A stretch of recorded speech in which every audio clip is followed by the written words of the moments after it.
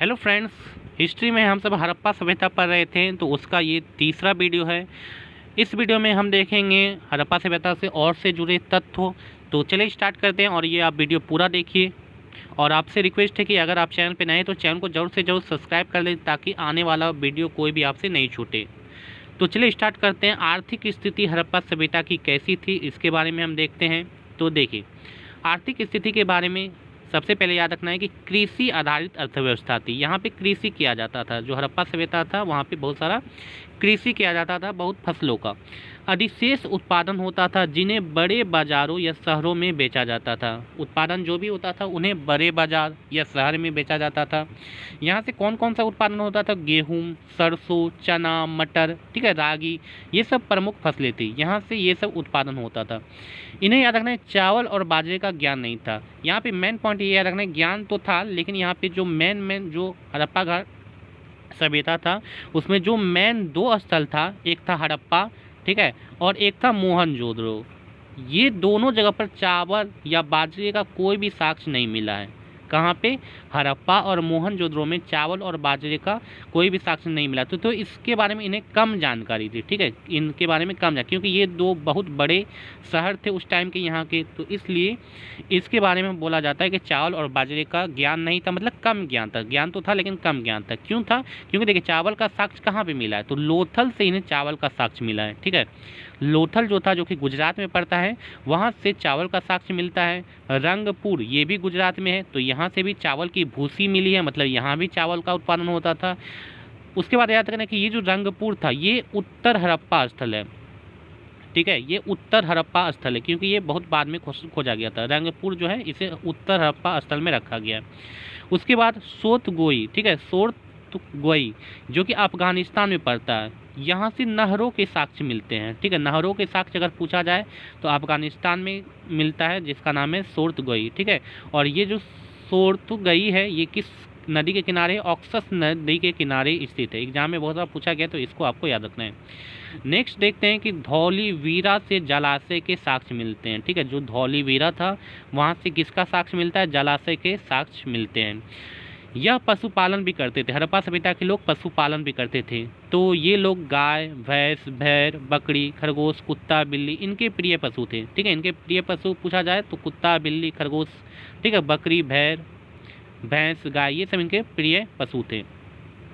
चलिए नेक्स्ट देखते हैं कि इनके बारे में याद रखना है कि यह जो थे हड़प्पा सभ्यता के लोग, इनको ऊँट या घोड़ा और हाथी से कोई परिचय नहीं था, ठीक है। ऊँट, घोड़ा, हाथी से इनको कोई भी परिचय नहीं था, इनका कोई भी इस्तेमाल ये सब नहीं करते थे। याद रखना है कि ये विदेशी व्यापार भी होता था, ठीक है, यहाँ से विदेशी व्यापार भी होता था, मतलब एक देश से दूसरे देश भी सामान जाया करता था।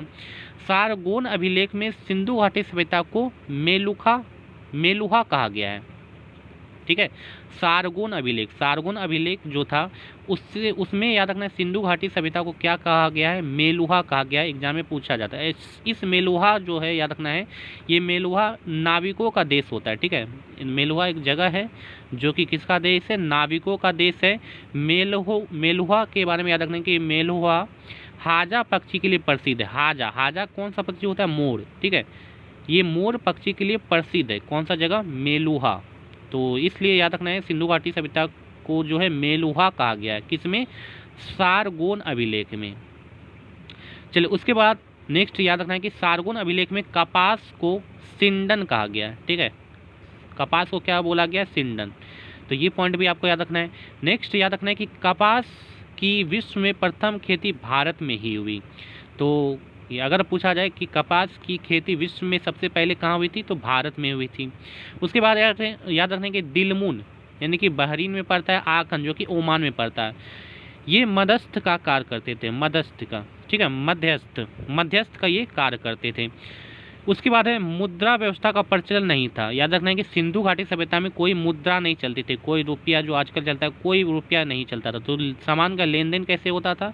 तो सामान का लेन देन होता था वस्तु विनिमय प्रणाली से, ठीक है, वस्तु विनिमय के द्वारा सामान का लेन देन होता था। मतलब मेरे पास कोई एक वस्तु है, इसके पास कोई एक दूसरा वस्तु है, तो ये वस्तु देख के, ठीक है, ये वस्तु लिया जा सकता है, तो इसको बोलते हैं वस्तु विनिमय प्रणाली। यहाँ पे कोई पैसा का लेन देन नहीं होता था, क्योंकि पैसा कोई था नहीं, मुद्रा व्यवस्था कोई था नहीं, तो यहाँ पे वस्तु विनिमय होता था। तो इसको आपको याद रखना है।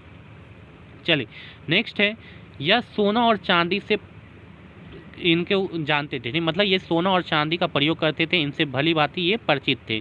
लेकिन याद रखना इंपॉर्टेंट, ये लोहे से परिचित नहीं थे। एग्जाम में बहुत से 15 से 20 बार लगभग ये क्वेश्चन आया होगा कि सिंधु घाटी सभ्यता किस धातु से परिचित नहीं थे यहाँ के लोग, तो लोहे से परिचित नहीं थे, ठीक है। और मैंने बताया था कि सिंधु घाटी सभ्यता को कांस्य युगीन सभ्यता भी बोला जाता है, क्योंकि कांसा का उपयोग ज़्यादा होता है। तो ये जो कांसा है ये कैसे बनता है, तो ये तांबा और टीन से बनता है, ठीक है। तो ये सब कांसा बनाते थे, तांबा और टीन को मिला के कांसा बनाते थे, और यहाँ पे कांसा का बहुत ज़्यादा प्रयोग होता था, इसलिए सिंधु घाटी सभ्यता को या हड़प्पा सभ्यता को कांस्य युगीन सभ्यता बोला जाता है।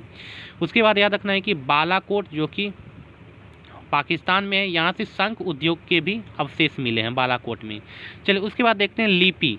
यहाँ के लिपि कैसा था, मतलब यहाँ पे जो लोग थे वो लिखते थे, तो कैसा लिखते थे, क्या क्या था इनके बारे में, इसके बारे में हम जानते हैं।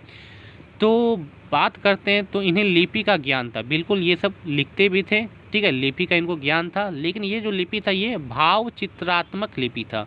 चित्रात्मक लिपि क्या होता है, चित्र बना के कोई भी चीज़ समझाते थे, कोई चित्र दीवार पे बना दिया गया, ठीक है, इसको बना के एक लोग जो थे समझाते थे। और ये जो चित्र बना होता था ये दाएं से बाएं बना होता था, ठीक है, इस तरह से, मतलब इधर से लिखा जाता था, दाएं से बायां। और हम सब आजकल कैसे लिखते हैं, जैसे ऐसे लिखा जाता है, ठीक है, बाएं से दायां। और ये सब लिखते थे उल्टा, दाएं से बायां, ठीक है, ऐसे।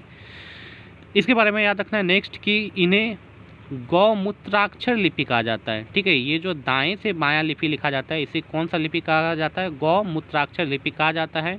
इसमें याद रखना है 375 से 400 भाव मिलते हैं, ठीक है। इनकी लिपि में कितना भाव मिलता है, 375 से 400 भाव मिलता है, लेकिन इन लिपि को पढ़ा नहीं जा सका है, ठीक है।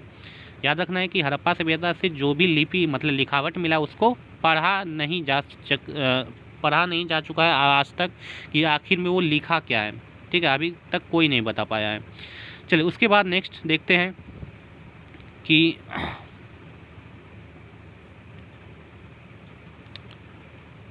हाँ, तो इसे अभी तक पढ़ा नहीं गया है, तो ये पॉइंट आपको याद रखना है। उसके बाद आते हैं मूर्तियाँ और मोहर। तो मूर्तियाँ और मोहर में याद रखना है कि यहाँ जो मूर्तियाँ थी वो 3 तरह की मूर्तियाँ मिलती थी, 3 तरह की मूर्तियाँ। तो एक धातु की होती थी, एक पत्थर की बनी होती थी, और कुछ मिट्टियाँ की बनी होती थी। तो याद रखना, मिट्टी की जो मूर्तियाँ बनी होती थी उसे टेराकोटा बोला जाता है। एग्जाम में भी बहुत बार पूछा गया है कि टेराकोटा किसे कहा जाता है, तो मिट्टियों की बनी मूर्तियाँ को टेराकोटा बोला जाता है। तो यहाँ से 3 तरह की मूर्ति मिलती थी, धातु की, पत्थर की और टेराकोटा की, यानी कि मिट्टी की। उसके बाद मोहनजोदड़ो की से जो मूर्ति मिली, कौन सी मूर्ति, नर्तकी की मूर्ति, ये याद रखना धातु की मूर्ति थी। दैमाबाद से धातु का रथ मिला है, मोहनजोदड़ो से, ठीक है, पत्थर का जो है मूर्ति मिला है। किसका मूर्ति है, पुरोहित राजा की मूर्ति है, जो कि किसका बना है, पत्थर का। नेक्स्ट देखना है, याद रखना है कि टेराकोटा की मातृ देवियों की मूर्ति मिली है। मातृ देवी की जितनी भी मूर्ति मिली है वो टेराकोटा का बना हुआ है, मतलब मिट्टियों का बना हुआ है। उसके बाद है ज़्यादातर मोहरे यहाँ से जो भी मिले हैं मोहर वो सेलखड़ी की बनी हुई है। ज़्यादातर मोहरे यहाँ का चौकोर हुआ करती थी, ठीक है, चौकोर मतलब इस टाइप से, चौकोर, चकोट्टा टाइप का। चलिए उसके बाद नेक्स्ट याद रखना है कि मोहरे वस्तुओं की गुणवत्ता एवं व्यक्ति की पहचान की घोतक होती थी। तो ये चीज़ याद रखना है, मोहरे जो थी वस्तुओं की गुणवत्ता को पहचाना जाता था मोहरे से, और व्यक्ति की पहचान का घोतक होता था मोहरे। मोहरे पर एक सिंगा भी मिला है, ठीक है, मोहरे पर क्या मिला है, एक सिंगा, एक श्रृंगी, मतलब सबसे ज़्यादा ये मिला है, ठीक है। उसके बाद याद रखना कि मोहनजोदड़ो व हड़प्पा से बड़ी मात्रा में मोहर प्राप्त हुआ है। सबसे ज़्यादा अगर बात करें मोहर कहाँ से प्राप्त हुआ है, तो मोहनजोदड़ो और हड़प्पा से। यहाँ से याद रखना है कुबर वाले सांड के चित्र भी मिलते हैं, ठीक है, मोहर पे कुबर वाले सांड के चित्र भी मिलते हैं। चलिए अब लास्ट आते हैं कि ये जो सिंधु घाटी सभ्यता थे, इतना हम जान लिए, तो सिंधु घाटी सभ्यता अब गया कहाँ। इसका पतन कैसे हुआ, ये ख़त्म कैसे हुआ, इसके बारे में जानते हैं। तो देखिए सिंधु घाटी सभ्यता का पतन कैसे हुआ, इसकी समाप्ति कैसे हुआ, इसके बारे में लोगों में, वैज्ञानिकों में अलग अलग राय है, लेकिन आज तक इसका सही से पता नहीं चल पाया कि ये कैसे ख़त्म हुआ, कैसे वो सभ्यता विलुप्त हो गया। तो देखिए अलग अलग वैज्ञानिकों ने, लोगों ने अलग अलग राय दी। तो कौन कौन सी राय दी, देखिए गार्डन चाइल्ड, ठीक है, मार्टिमर वेलर के अनुसार जो थे, आर्यों के आक्रमण के कारण ये जो सिंधु घाटी सभ्यता थी इनका समाप्त हो गया। क्योंकि सिंधु घाटी सभ्यता के बाद कौन आता है, आर्य आते हैं भारत में। तो उन्होंने बोला कि आर्य आए होंगे, उन्होंने आक्रमण किया हो गया और इसके कारण सिंधु घाटी सभ्यता क्या हो गया, पतन हो गया, इसका समाप्त हो गया। SR Rao, sir John martial, ठीक है, मैके, ये इन तीनों के अनुसार इनका कहना था कि बाढ़ के कारण, कि बाढ़ आया होगा, इनके कारण सिंधु घाटी सभ्यता पूरी तरह विलुप्त हो गया, ख़त्म हो गया। बाढ़ क्यों आया होगा, क्योंकि नदी के किनारे ही ये सारी सभ्यता बसी हुई थी, तो इस कारण बाढ़ आया होगा, ठीक है। तो ये SR Rao, sir John Marshall, मैक के अनुसार ये कथन था। उसके बाद सर जॉन मार्शल ने और क्या बोला कि प्रशासनिक शिथिलता हुआ होगा, मतलब प्रशासन ढीला हो गया होगा, इसके कारण सिंधु घाटी सभ्यता विलुप्त हो गया, ख़त्म हो गया, पतन हो गया इनका।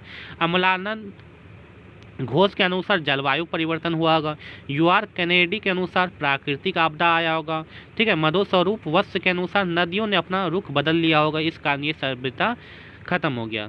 इससे निष्कर्ष ये निकलता है कि इतनी विशाल सभ्यता के पतन के लिए बहुत सारे कारण जिम्मेदार या उत्तरदायी रहे होंगे, लेकिन इसका निश्चित कारण का पता आज तक नहीं चल पाया एक्चुअल में ये ख़त्म क्यों हुआ, ठीक है, सिंधु घाटी सभ्यता। तो अब लास्ट में जो आपको पॉइंट आपको याद रखना है कि सिंधु घाटी सभ्यता में पूर्व हड़प्पाकालीन सभ्यता और उत्तर हड़प्पाकालीन सभ्यता किसे बोला जाता है, एग्जाम में पूछ लिया जाता है। तो कालीबंगा, राखीगढ़ जो कि हरियाणा में पड़ता है, और धौलीवीरा, इससे पूर्व हड़प्पाकालीन स्थल बोला जाता है। उसके बाद रंगपुर और रोजदी, इसे उत्तर हड़प्पाकालीन स्थल बोला जाता है। तो ये था पूरा आपका सिंधु घाटी सभ्यता या हड़प्पा सभ्यता का पूरा मैंने यहाँ पे इसका जिक्र किया, ठीक है। तो पूरा आपको ये वीडियो आपको कैसा लगा, इसका 3 पार्ट में है, 2 पार्ट पहले बन चुका है, उसको आप जाके ज़रूर से ज़रूर देख लें। वीडियो आपको कैसा लगा हड़प्पा सभ्यता, अगर पूरी तरह से अच्छी तरह से समझ में आ गया तो कमेंट बॉक्स में आप ज़रूर लिखें। इसके बाद जो हम सब नेक्स्ट आगे देखेंगे वो आगे आएगा वैदिक सभ्यता, ठीक है, वैदिक काल, उसके बारे में पूरा डिटेल में हम सब पढ़ेंगे। वैदिक काल के बारे में एक एक क्वेश्चंस पढ़ेंगे, कोई भी क्वेश्चंस आपसे नहीं छूटेगा, ठीक है। तो आज का वीडियो आपको कैसा लगा कमेंट बॉक्स में आप ज़रूर लिखें। अच्छा लगा तो वीडियो को लाइक करें, शेयर करें और चैनल को ज़रूर से ज़रूर सब्सक्राइब कर लें ताकि आने वाला वीडियो जो है आपसे मिस ना हो। Thank you.